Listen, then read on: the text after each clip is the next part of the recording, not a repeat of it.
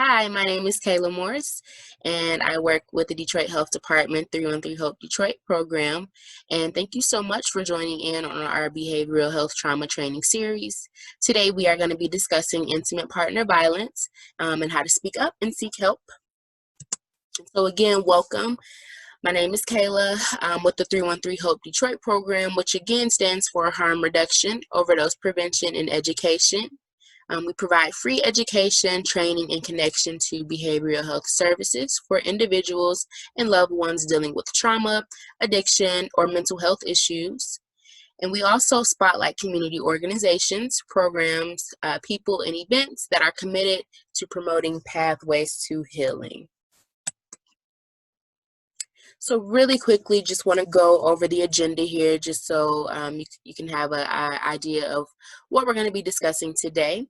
So of course, we are going to talk about what intimate partner violence is, and you may hear me refer to it as IPV very frequently.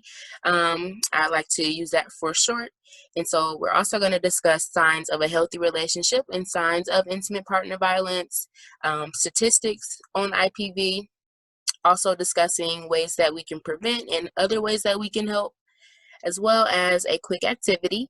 And then lastly, we're just going to go over some resources.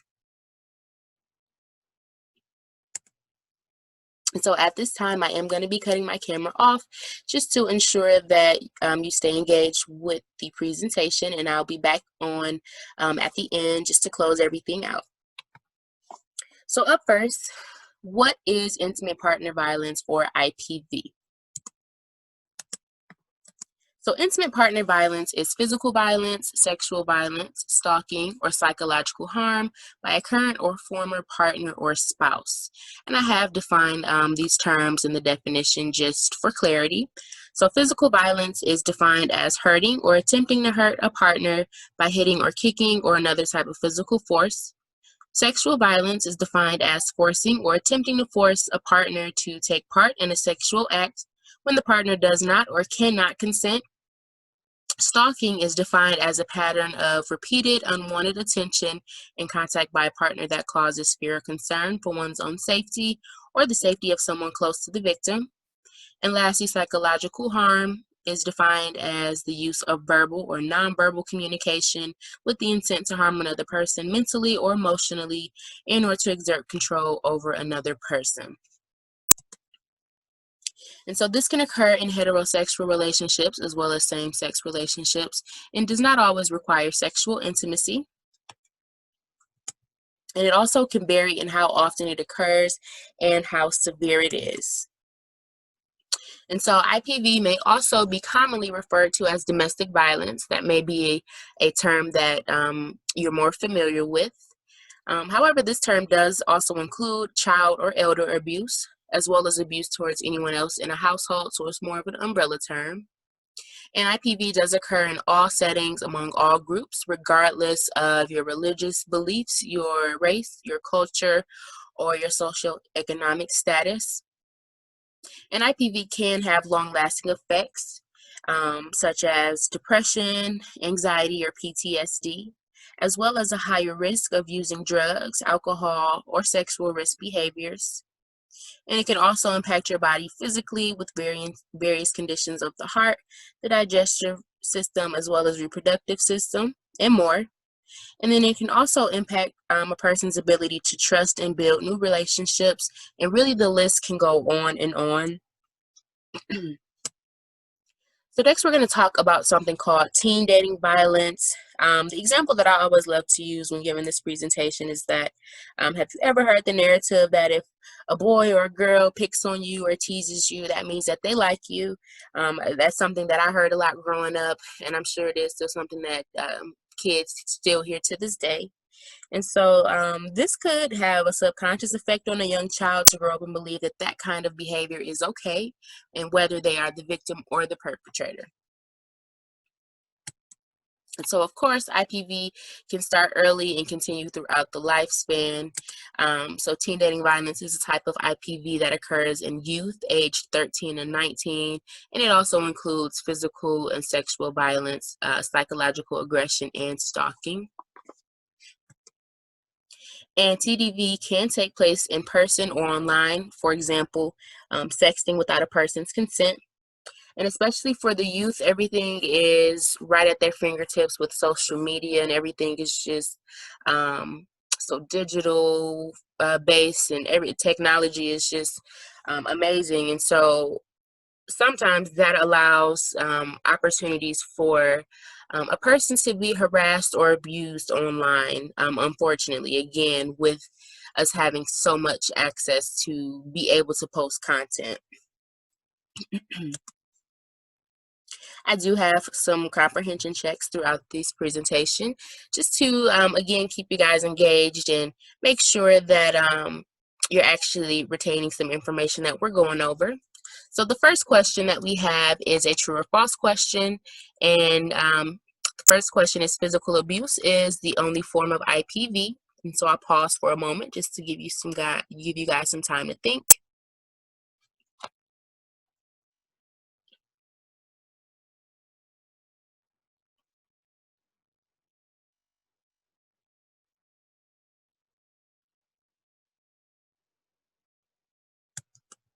And the answer is false. Physical abuse is not the only form of IPV. And so before we dive right into the next portion of the presentation, I would just like to note that there are various reasons or risk factors for why IPV occurs. It could be individual factors such as harmful use of alcohol or drugs, low education, or just a general acceptance of violence. Also, relationship factors such as economic stress or dissatisfaction in the relationship, or even sometimes community and societal factors. So again, poverty, or again, a social acceptance of violence as a resolution to conflict. So again, the list for that can go on and on as well. And so now I do want to shift gears and talk about the relationship spectrum. As you see, it shows the flow between a healthy and an unhealthy relationship, and an unhealthy relationship to an abusive relationship. So first, I felt that it was important to understand the various interpersonal relationships that we all typically share. And so up first, we have familial relationships. And these are the first relationships that we all develop in life. And they kind of set the groundwork for other types of relationships as we grow older. And these relationships can vary in complexity in regards to who the family member is. For example, the relationship that you share with your parents will be different from the relationship you have with your siblings or grandparents, aunts or uncles or cousins, or whatever the case may be. Secondly, we have friendship. And these are the people that we choose to make connections with without any real obligations. And so friendships are usually built because of common ground, such as personal interests or goals. And then next we have romantic relationships, which is the main interpersonal relationship that we are focused on today, because they are likely the most intimate relationships that we will have in our lifetimes. And then next we have professional relationships, which is arguably the most formal of all the interpersonal relationships. So whether they're with your bosses or subordinates, coworkers, customers, clients, etc. And then lastly, we have casual relationships. So these are relationships that we have with everyday encounters, people that we may meet at the grocery store, taking a walk, our postal service carriers, our doctors, or again, sometimes even complete strangers. So again, just wanted to go over the different types of relationships just to help better understand the context of the presentation. And so next we have an activity. And it's important to remember that before you can love anyone else or pour into anyone else, that you have to love yourself and pour into yourself. So self-love is most important, because again, before you can even think about wanting to love someone else in the way that they need to be loved, you got to love yourself. You got to love on yourself. So for this activity, we're going to be discussing what your self-love language is. So some of you may be familiar with the concept of love languages. And these can be helpful tools for intimate or romantic relationships. But again, before we can work on any of the relationship types previously listed, the most important relationship we must develop is with ourselves. So what I'd like you to do is just take a moment and look at the graphic and determine whether your self-love language is words of affirmation, quality time, physical touch, acts of service, or receiving gifts. And then I want you to think about your favorite way of showing that love to yourself. So for example, for me, my self-love languages, my top self-love languages are quality time and words of affirmation. But I also feel that I pull something from each of the different categories. So if you find that um, you show yourself love using all of the different categories equally, that's great. Or if you find that you use some more than others, whatever the case may be, just take that time to really think about what you feel your top self-love language is. So going back to what I was saying, for me, quality time and words of affirmation are the top.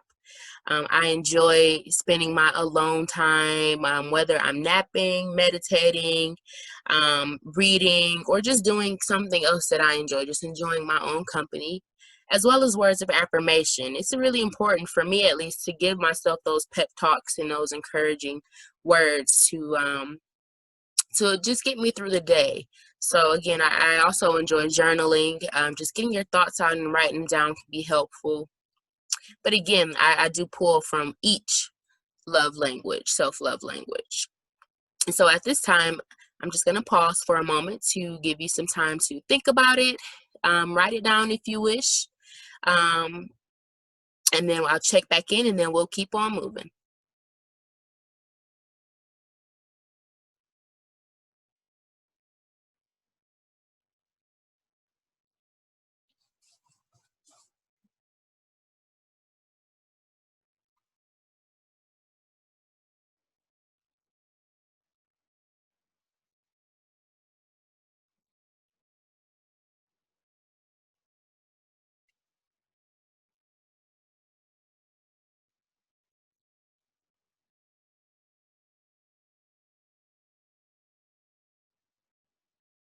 Okay.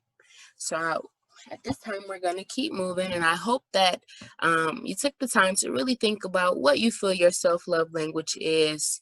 And if this is something new for you, I hope that it is helpful and it was useful in helping you determine how you can show yourself a little more love, how you can be more encouraging to yourself. So again, whatever you feel your top love languages are, make sure you're taking that time to do those things that make you happy. So whether that's, if yours is receiving gifts, so if you want to go out and buy yourself something nice, do that.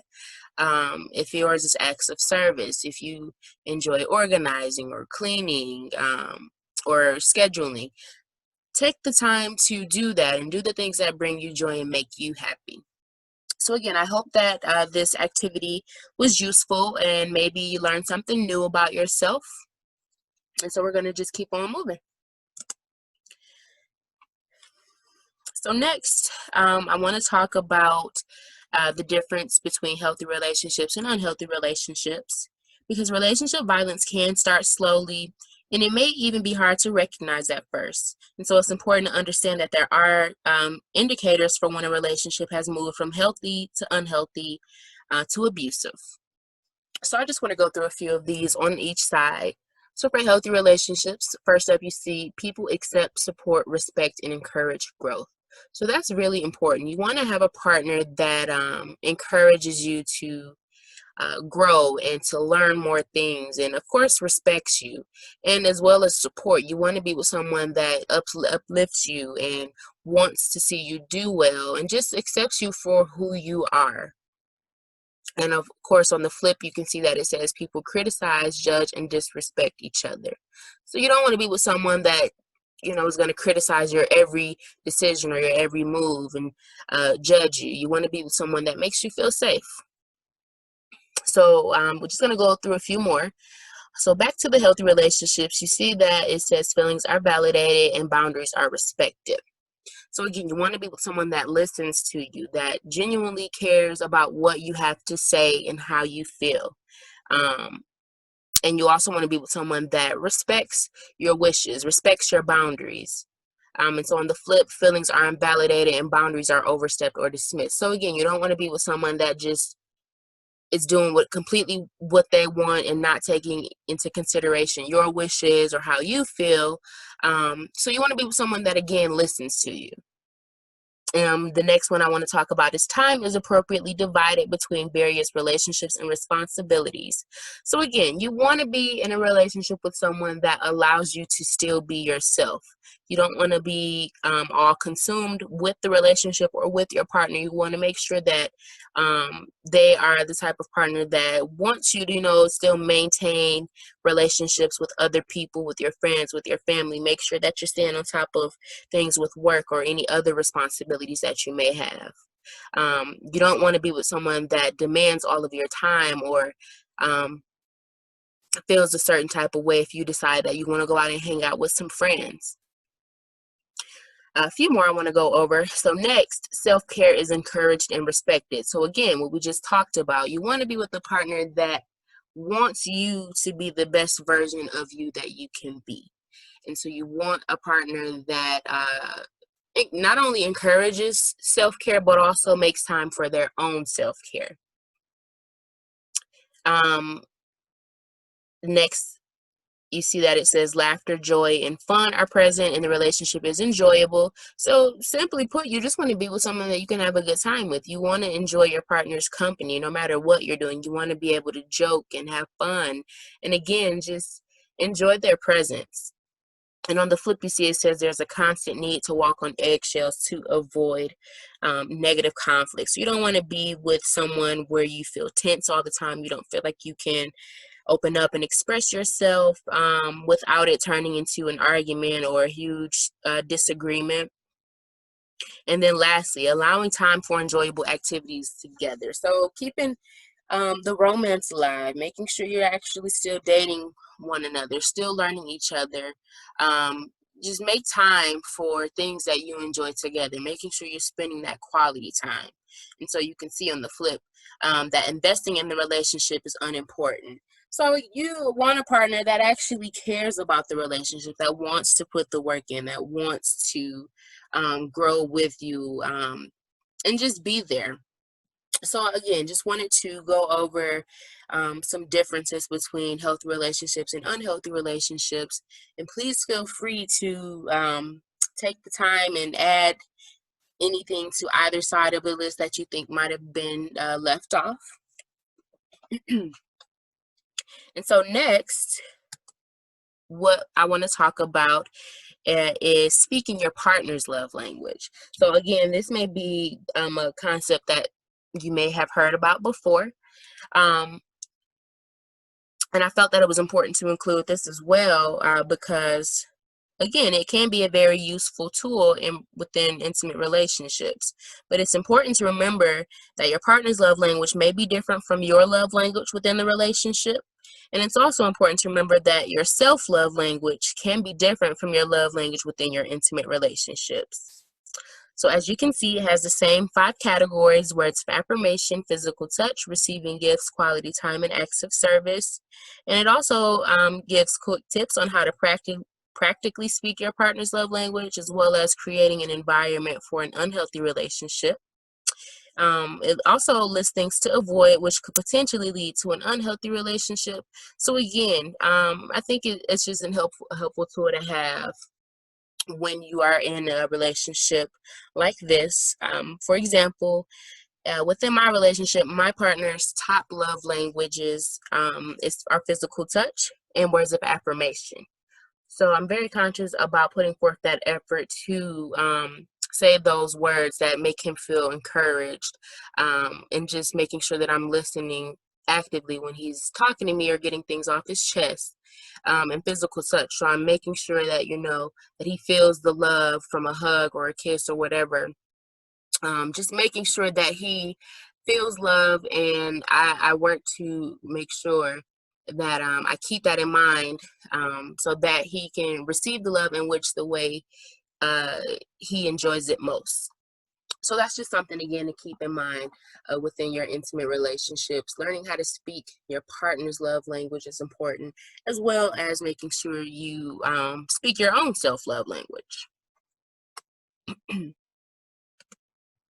So up next, we're going to talk about some signs of intimate partner violence. And up first, we have the cycle of violence. So it usually starts with tension, which includes walking on eggshells, fear, guilt, unpredictable behavior. And then it goes to violence, which is when the abuse is actually occurring, violent behaviors or emotional, physical, even financial or sexual abuse. And then lastly, it tends to shift into the honeymoon phase. And this is typically when the abuser is going to apologize or try to make up for their actions. They may try to blame their actions on the victim, or they may just try to ignore or deny abuse completely. And it's important to note that not every abusive relationship follows this pattern, but it has been the most reported. Up next, we have unexplained marks and injuries. So again, if you happen to see your loved one and they have bruises or a black eye or a busted lip or just unexplained marks or injuries, that could be a telltale sign that something may be going on, especially if this is a new problem. If they are having more unexplained marks than before, then it could be a cause for concern. It could be worth your while to talk to your loved one and see if they're willing to open up and explain to you what's going on. Because again, if you're seeing that they are, if they have these unexplained marks or injuries, and the reason that they're giving you isn't really logical or doesn't really make sense, again, it could be worth it to talk to them and see if they're willing to give you a little more information about what may be going on within their relationship. And then next, we have a person has stopped spending time with friends and family. Sometimes perps like to isolate victims and keep them from their friends and family as a way to manipulate and control people. So if you notice that your loved one has stopped answering calls or responding to text messages, or has stopped showing up for different events, or just kind of fell off the map, that could be another sign that something may be going on. And again, you want to try to talk to them and see if they're willing to let you know more about what they're dealing with and how they're feeling. Because again, if you know that it's not in their nature to just not be around, and that could be a telltale sign that something is up. And so next, we have noticeable changes in personality. So again, if you have your loved one that is usually very happy, positive, content, and then all of a sudden they're the opposite, they seem more angry or depressed or anxious, again, that could be an indication that something is going on within the relationship. Again, trying to get them to talk about it could be helpful. So it's just the little things that you want to pay attention for. That again could be indications that something more is going on there. So next, we are going to talk about some statistics on IPV. So I'm going to be throwing some numbers at you briefly. So IPV is common. Again, it happens to everyone across the board. So 1 in 4 women and 1 in 10 men have experienced contact sexual violence, physical violence, and or stalking by an intimate partner during their lifetime and have reported some form of an IPV-related impact. And nearly 1 in 5 women and about 1 in 7 men report having experienced severe physical violence from an intimate partner in their lifetime. And something that I found was very surprising as I was creating this presentation is that intimate partner violence accounts for 15% of all violent crime. Now, that may not seem like a lot, but that's a pretty big chunk for all violent crime, for IPV to have that percentage of all violent crime, no matter what it is, was a bit surprising to me. I wasn't expecting that.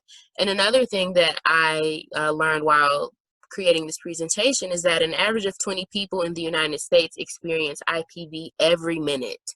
So that is equivalent to more than 10 million abuse victims and survivors annually. And I was able to find some data specifically related to Michigan for those that may live in Michigan. 41% of Michigan women and 23% of men experience IPV, intimate partner rape, or another intimate partner stalking in their lives at some point, which is crazy.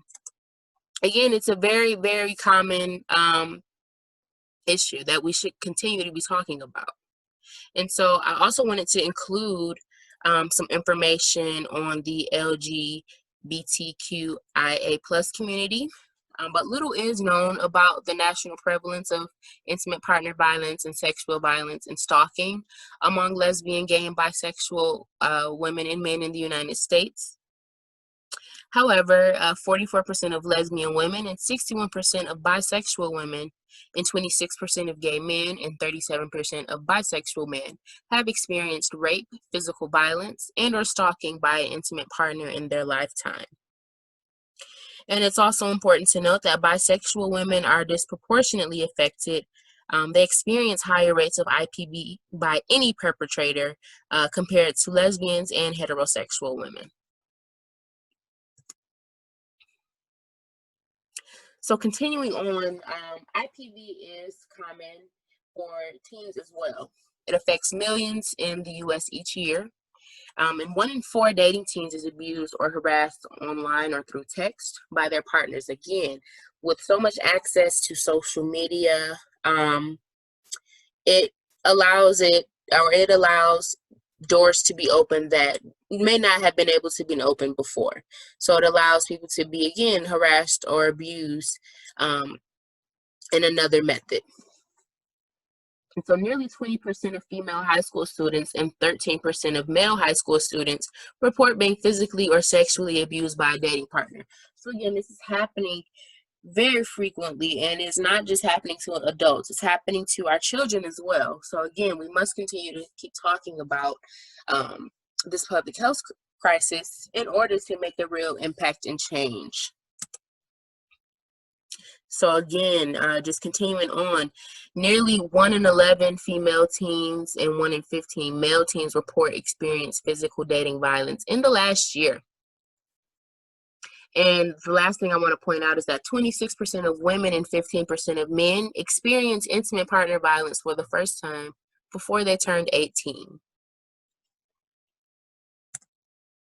So we have another quick comprehension check. For this is also a true or false question, and it says intimate partner violence happens more frequently to women than men. And I'll pause again for a moment just to give you some time to think.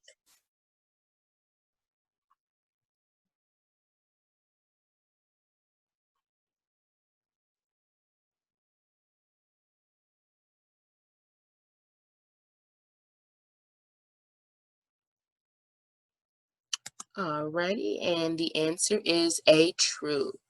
Intimate partner violence does happen more frequently to women than men.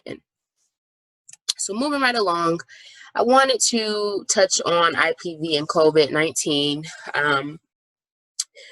Early on in the pandemic, there were a lot of stay-at-home orders and social distancing, and so that forced a lot of people to stay indoors. And this is unfortunately not always the safest option for some people. There has been an uptick in IPV and domestic violence cases since the pandemic begun. And I do have a quick news clip that I'd just like to share. And afterwards, you can, just jot down your thoughts, whatever or however you felt about the video that we're going to watch.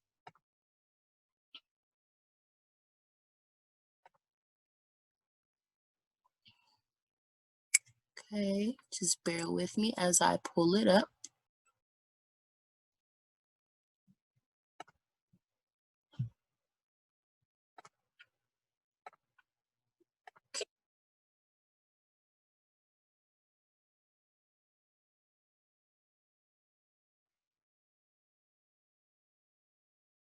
home, stay safe order has created dual danger for women and men who suffer from domestic abuse and sexual violence, a combination of fear, uncertainty, and what appears to be a loophole in the stay home, stay safe order has created a new challenge in removing abusers, according to one local shelter. Here's Local 4's Paula Tutman. Tracy says this is what the doors in her home look like after a rampage by her ex-boyfriend. She says he first victimized her house, then verbally abused her, and then assaulted her last week. He's very manipulative, and I had a lot of feelings for him. It's hard when you love someone. Sorry. It's really hard now, too. Sorry.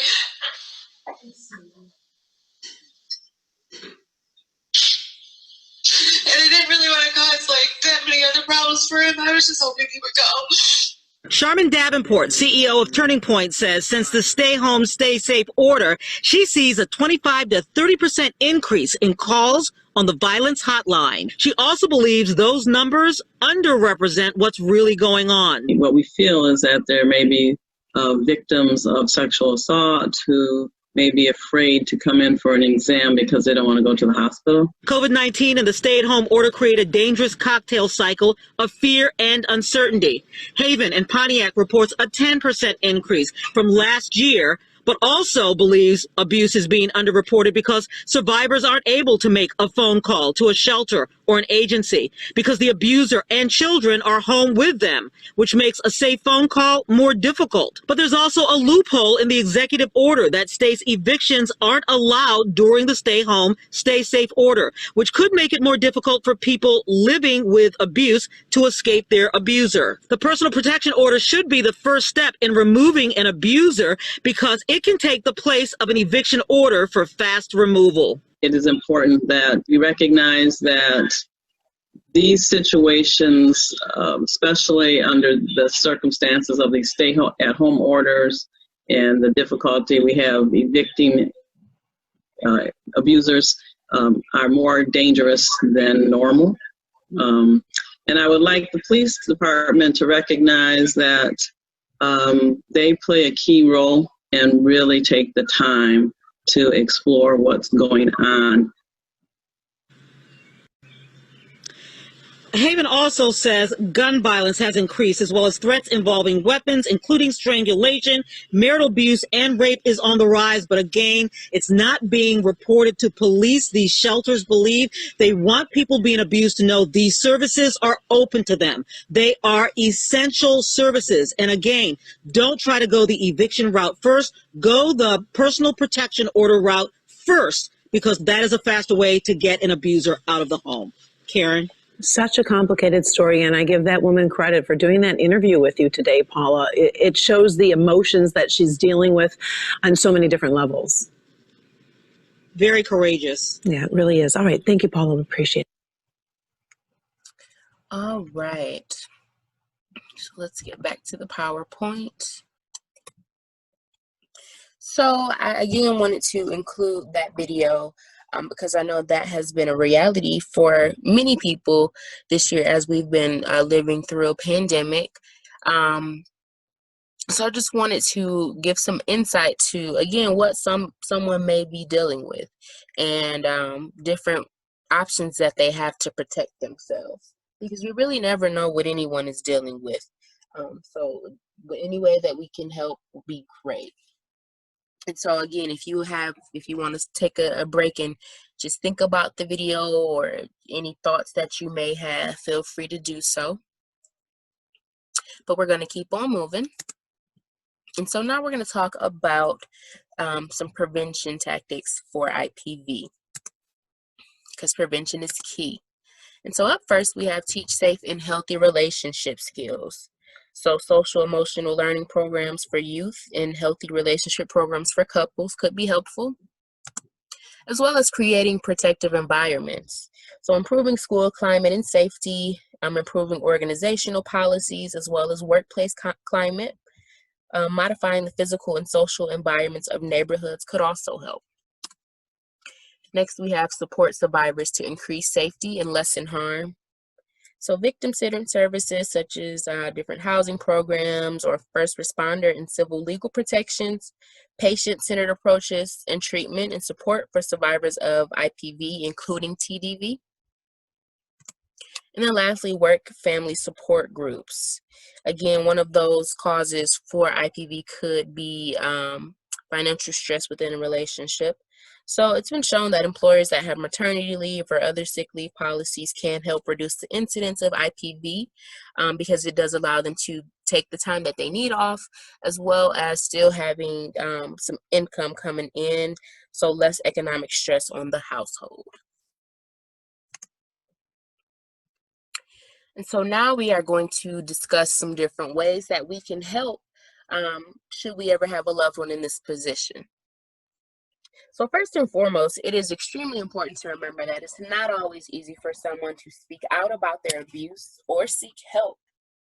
And that could be for several reasons, such as fear of retaliation, lack of alternate means of economic support, concern for their children, lack of support from family and friends, the stigma or fear of losing custody of their children that is associated with divorce, and lastly, just, the love and the hope that their partner will change, because this is, again, an intimate relationship. So there is some level of love or care there for that person.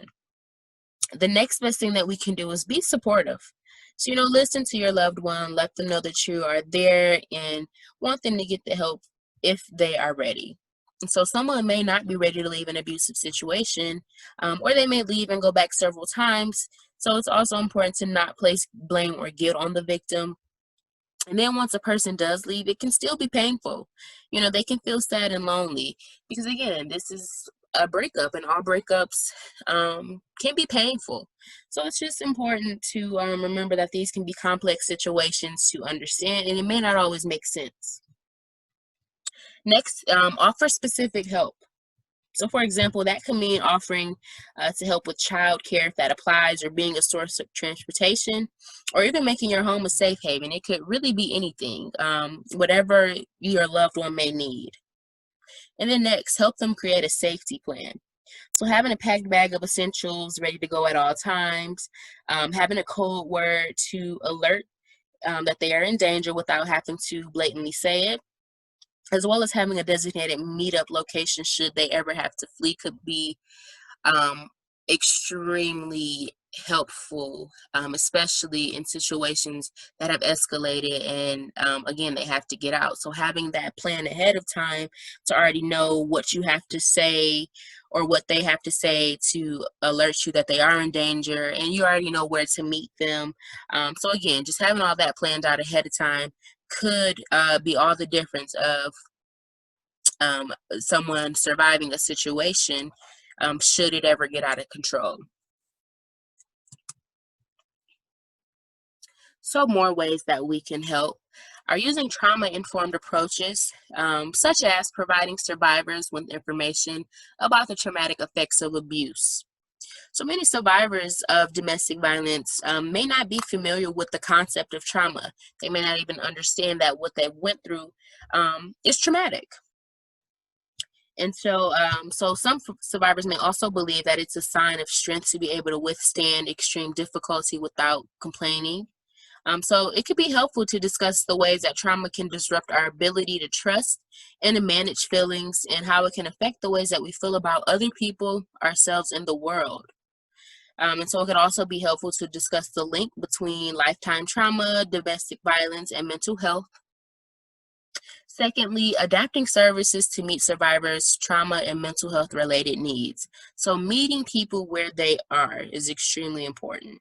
And so as programs become sensitized to the effects of trauma and the need to provide inclusive services, we can work to create programs or different policies and settings that, again, meet survivors where they are and are careful not to re-traumatize any survivors.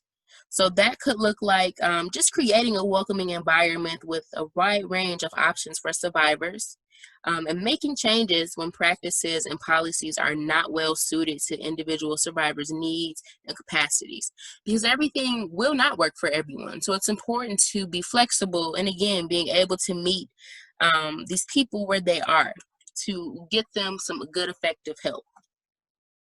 And it could also be helpful if you collaborate with consent, of course, with different mental health providers or peer support specialists and or systems, again, that will take that time and work with the individual survivor.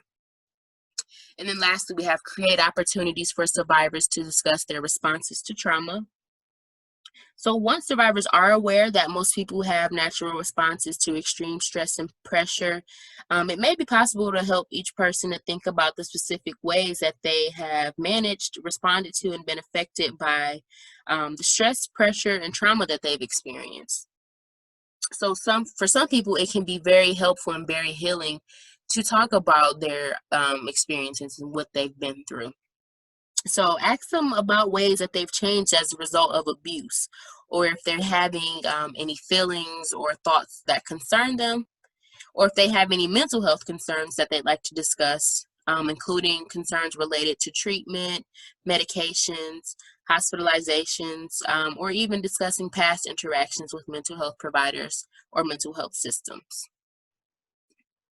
And so, of course, there are many more ways in which we can help people that may be dealing with IPV, but these are just the ones that I wanted to highlight and focus on for this training.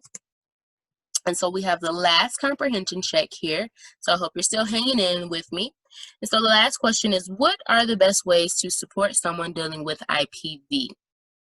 Again, I'm going to pause and just give you a moment to discuss and think.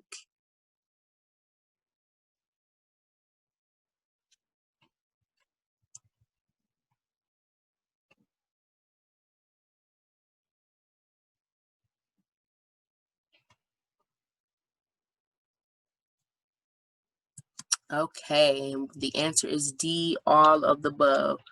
All of the above. These are all ways to support someone dealing with intimate partner violence. And so we are in the home stretch here, so I want to go over some different resources that are available for people that may be dealing with IPV or TDV. So up first, we have the National Domestic Violence Hotline. Their number is listed there. Next, we have loveisrespect.org, which is a website that is really helpful for youth, for teens, and it provides support, info, and advocacy for young people with concerns about their dating relationships. And it is also a useful place for concerned family and friends. It's available 24/7 via online chat or hotline. Up next, we have the CDC website. There's plenty of information on intimate partner violence and teen dating violence.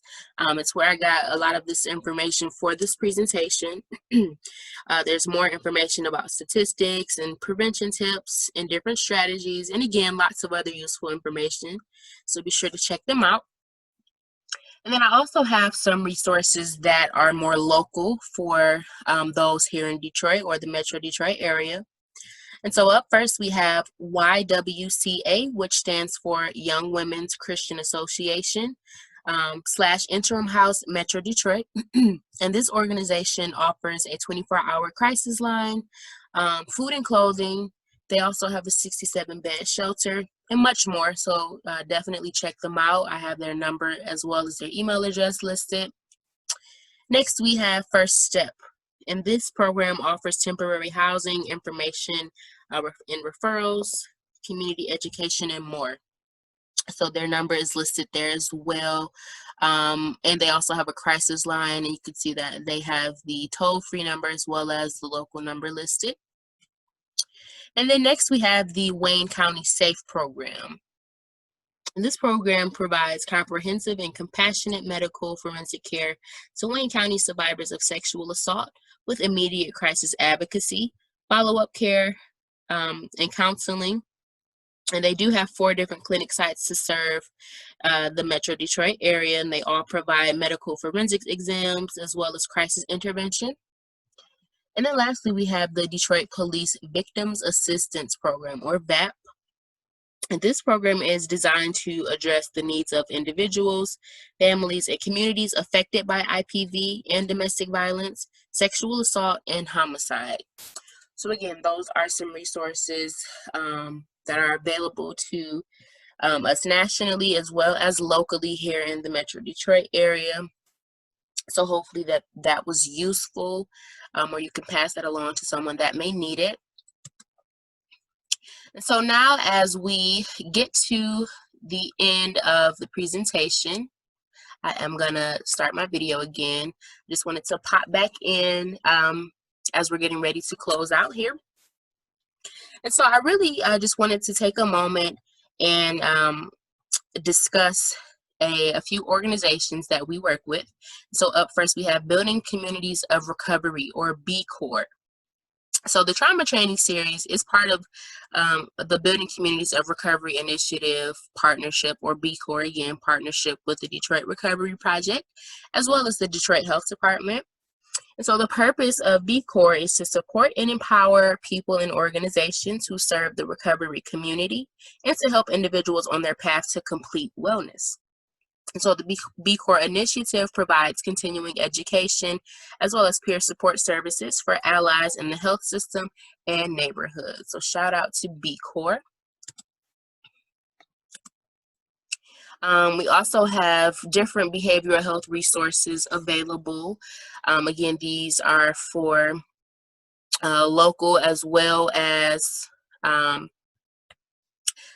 resources available across the nation. So again, we have Detroit Wayne Integrated Health Network. They have a 24/7 helpline. Michigan Department of Health and Human Services. They have different resources available. The National Suicide Prevention Line. Disaster Distress 24/7 helpline. So again, just different resources that are available to us. And again, feel free to share if you know anyone that could benefit from this. Up next, we have the Detroit Recovery Project, or DRP. And so DRP strengthens, rebuilds, and empowers communities affected by drug and alcohol addiction and other underserved populations. And DRP also supports individuals in identifying and resolving barriers to achieving a healthy and productive drug-free lifestyle. And additionally, DRP provides peer-to-peer support services for individuals exiting treatment, individuals in long-term recovery, as well as support to their loved ones. And so if you're interested in more information about the Detroit Recovery Project, feel free to check out their website, www.recoveryfordetroit.com. And so this is just a list of the different trainings that we offer here at 313 Hope Detroit. These are all part of the trauma training series. So along with IPV, we also have Everybody versus Depression that discuss mental health in the African American community, strategies to de-escalate social media. We have other trainings on injury prevention, COVID-19, harm reduction, crisis response. So please feel free to take advantage of all of these trainings that we do have. If you are interested in scheduling a free training for your organization or for your group, our email is listed, 313 Hope Detroit at detroitmi.gov, or feel free to visit our Eventbrite for any upcoming sessions. And also, please do not forget to complete the post-training survey. There's a slide that depicts what steps you need to take to do so. But before we get to that, be sure to keep up with us, connect with us. We are on all social media platforms at 313 Hope Detroit. So be sure to follow us on Instagram, Facebook, Twitter, YouTube, just to keep up with us and see what we've got going on. Again, our email address is listed as 313 Hope Detroit 313 Hope at detroitmi.gov. Of course, we are located at the Detroit Health Department, and our phone number is listed as well. So again, feel free to connect with us, email us if you have any questions or concerns. And then lastly, again, so here's this post-training evaluation. So please be sure to complete this follow-up survey. It is the way that you will earn your certificate of completion. So you'll have to enter the personal code in the evaluation form, and your personal code will be your mother's first initial, your first initial, and then your mother's birth month and day. And so there's an example listed below if you have any issues with accessing it or completing the survey. So it should be pretty straightforward. So just again, be sure to do that so that you can get your certificate of completion. And we have reached the end of the presentation. So again, I just want to thank any and everyone that took the time out to tune into this training on intimate partner violence. We thank you for listening in on behalf of the 313 Hope Detroit program. We hope that this has been beneficial to you. And again, feel free to check out any other trainings that we have, or reach out to us if you're interested in bringing this training to your organization or to your group. I again hope that this was a useful training, that you learned something new, or you learned something that you could pass on to someone else that would be helpful. So thank you so much for your time. And we hope to see you on different of the other trainings that we also offer. Thanks, and have a great day wherever you are, whatever time it is. Thanks so much.